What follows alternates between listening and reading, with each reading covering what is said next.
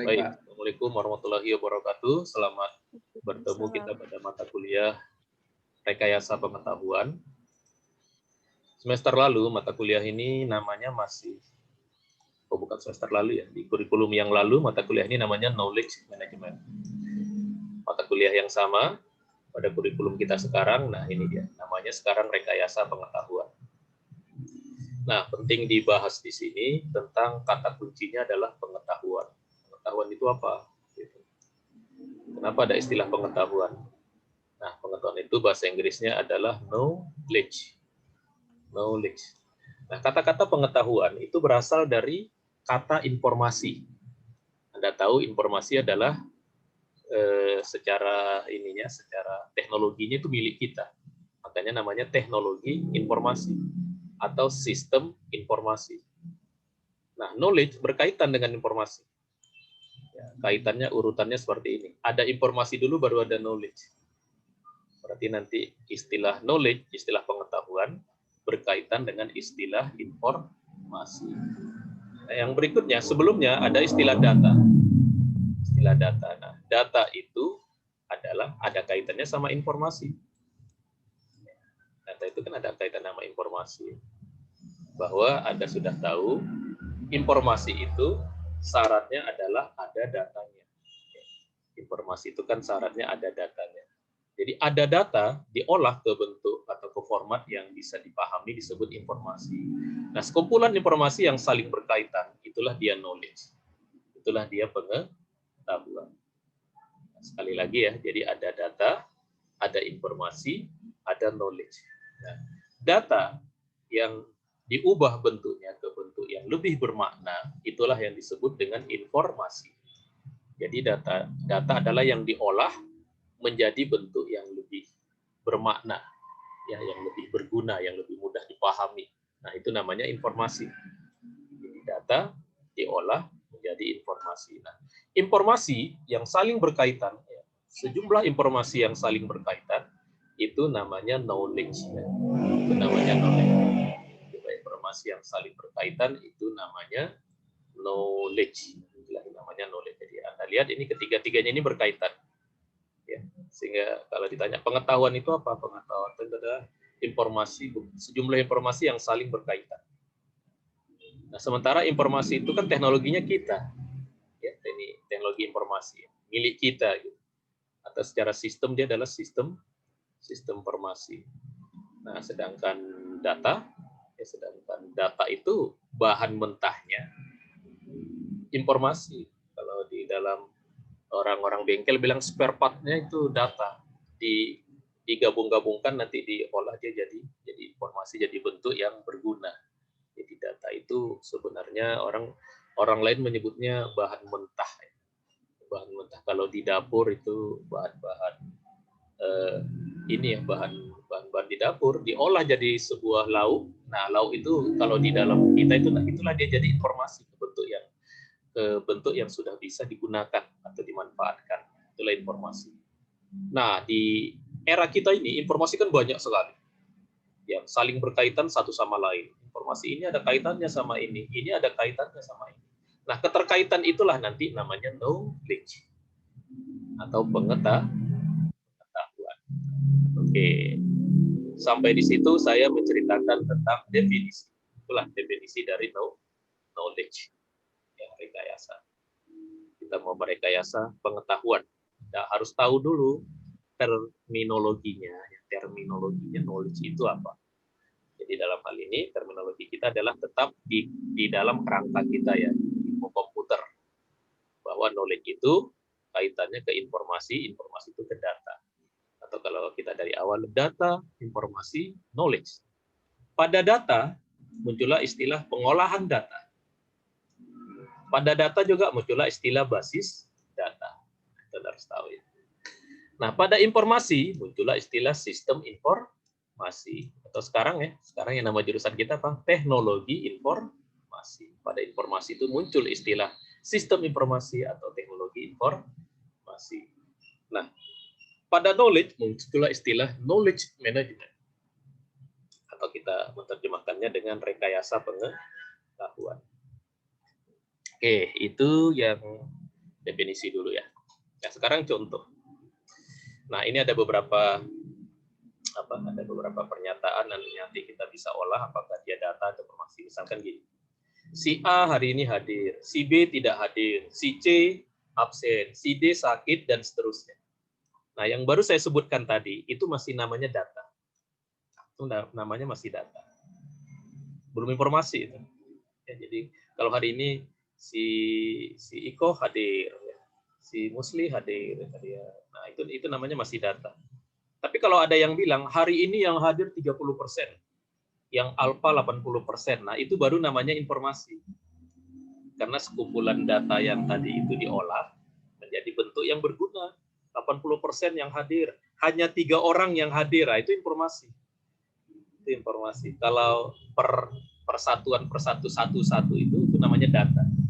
Ya, si A hadir, si B tidak hadir, si C absen, si D masih di lobi, ya, si E bandwidth-nya putus, atau si A kehabisan paket nggak bisa kuliah.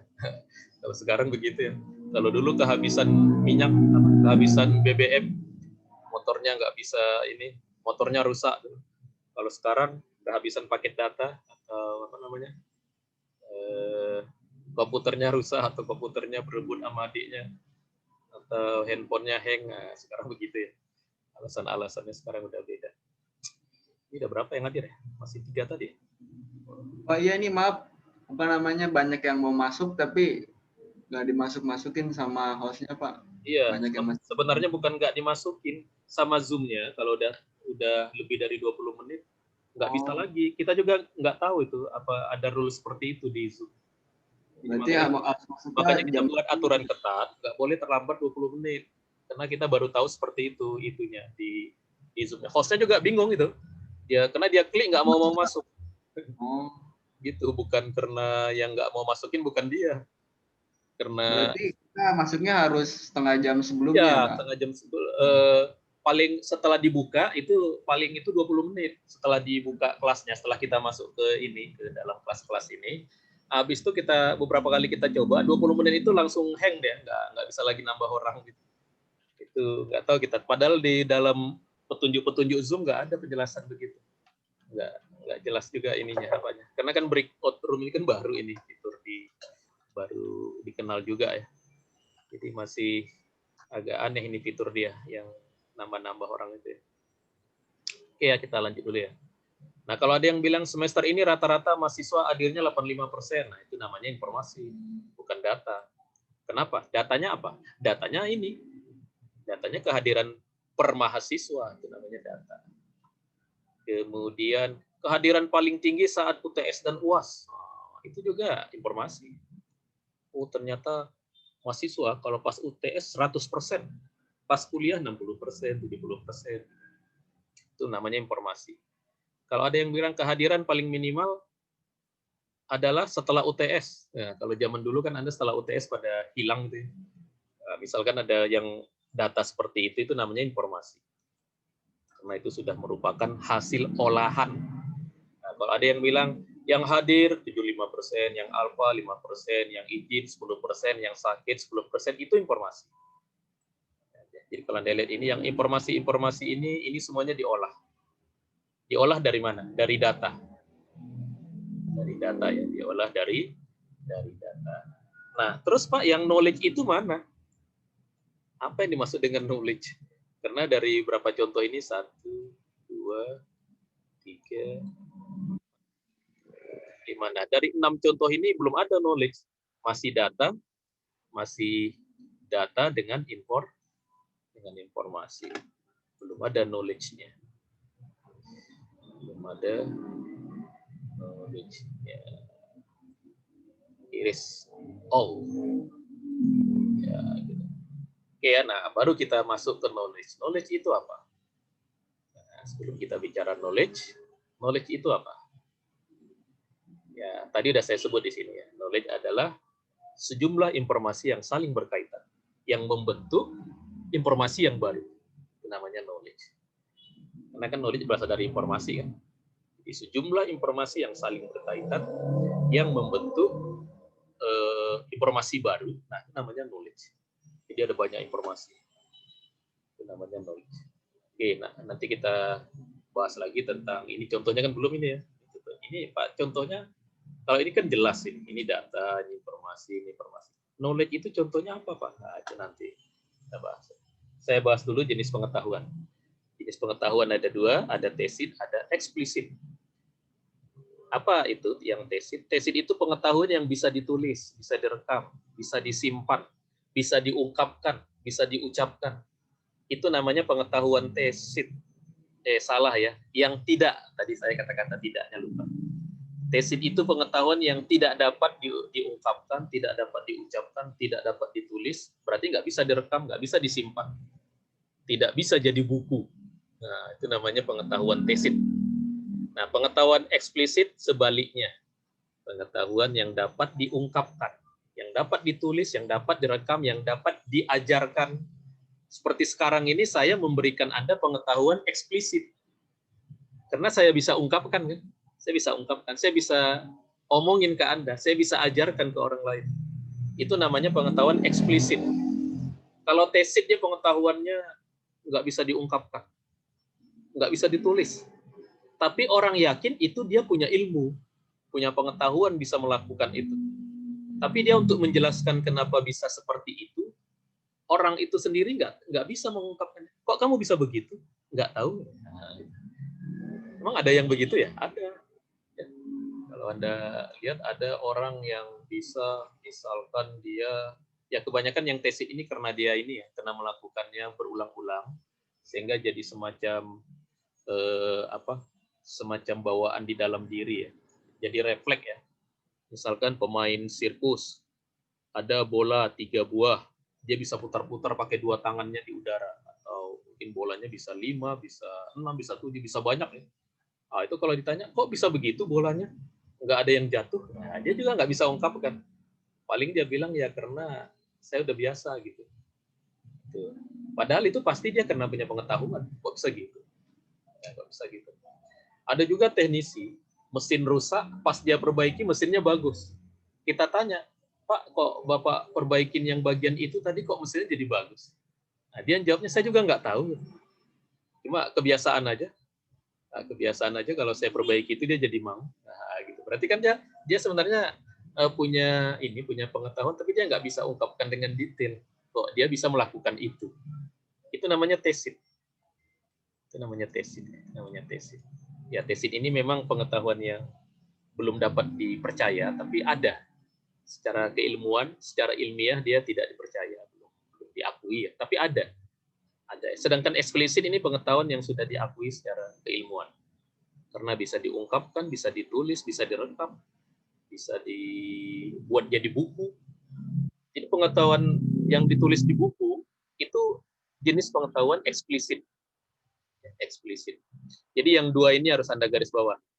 Ada pengetahuan tacit, ada pengetahuan eksplisit ya.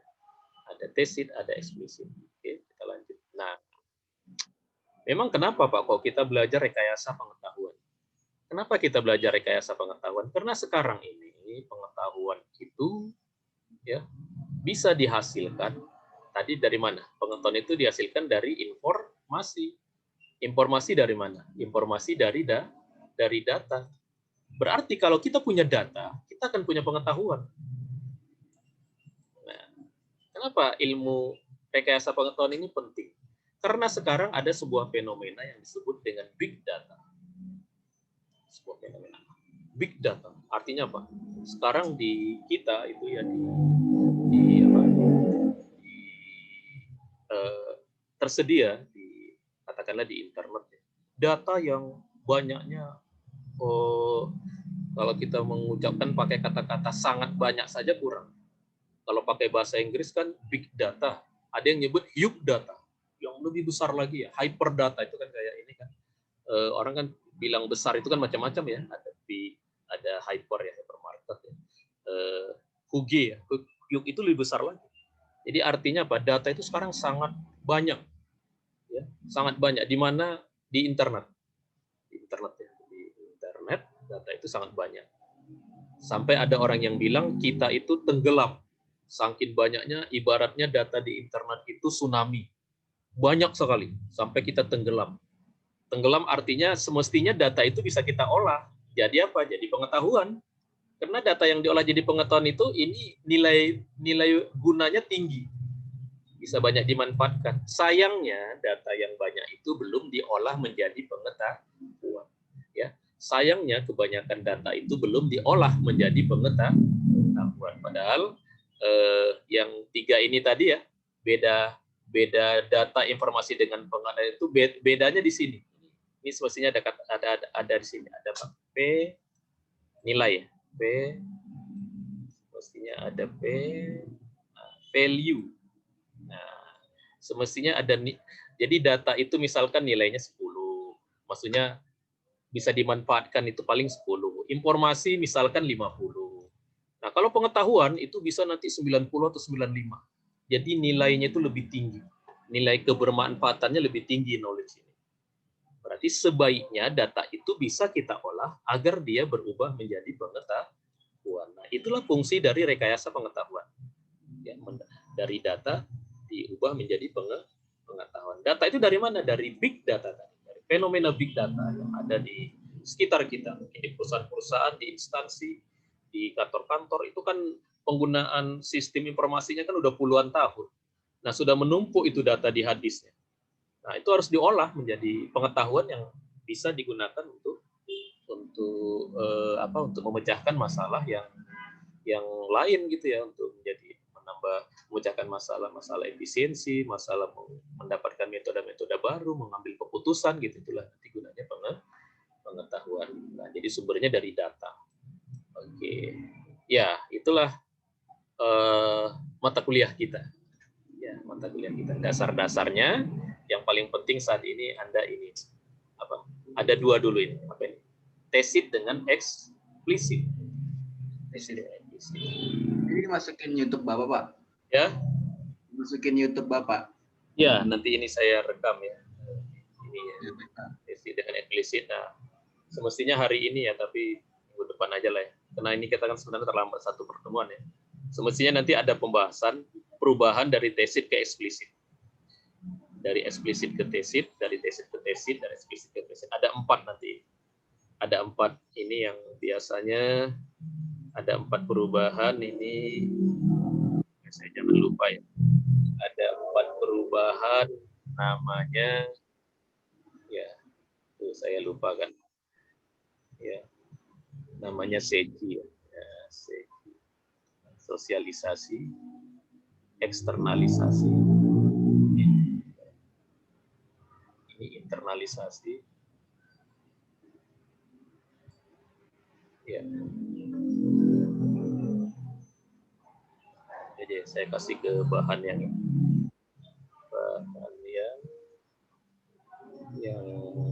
berikutnya.